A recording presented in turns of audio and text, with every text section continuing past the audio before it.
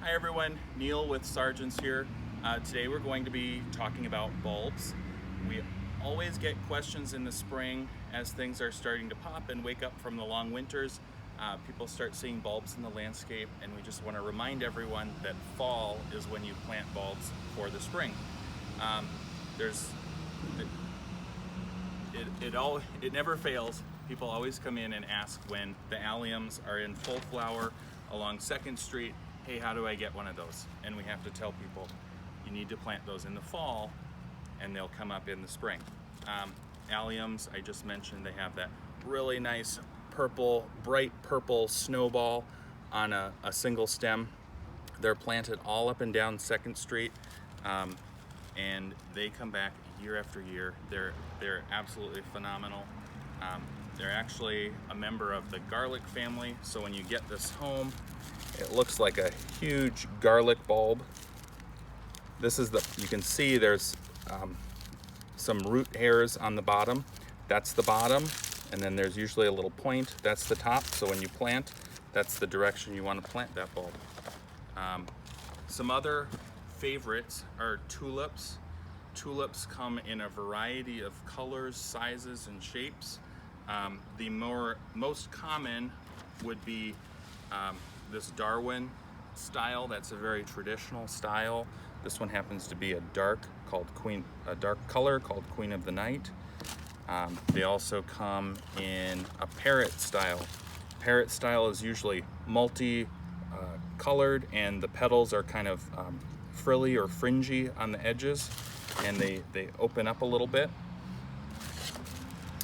Parrot or peony style tulips, they're a doubled tulip, and they're very full. They usually sit a little bit shorter, maybe 8 to 14 inches tall, so they're something you'd want to plant on the front side of the garden. And then multi-tone tulips. So we have the tulips available in packs, usually 10 packs, sometimes 8 packs, or in bulk. I've got some bulk bulbs in these bags here. And again, we'll just look at the tulip here. Similar to the allium, you may get this and wonder which side is up and which side is down. Again, there's usually a little root hair spot on the bottom. That's a little bit more visible. This side you'd plant down, you'd plant the point up, and you'd plant these about 6 inches apart. So you can plant them in masses or individually, but you'd want to space them about 6 inches apart in all directions. And then we'll move on to, the other thing with tulips, it's especially important to fertilize, because they have such large blooms. They do need a lot of energy. So when you're planting in the fall, make sure you use a bulb tone or a bone meal, and that will give you the bulbs energy as they come up in the spring.